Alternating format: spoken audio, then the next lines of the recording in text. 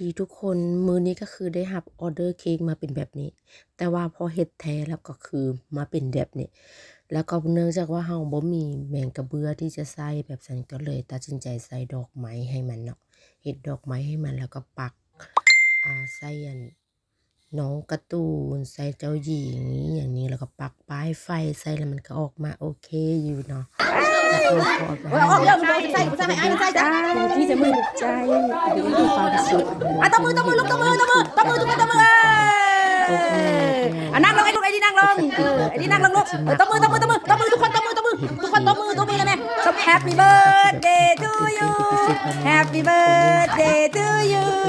Happy birthday Happy birthday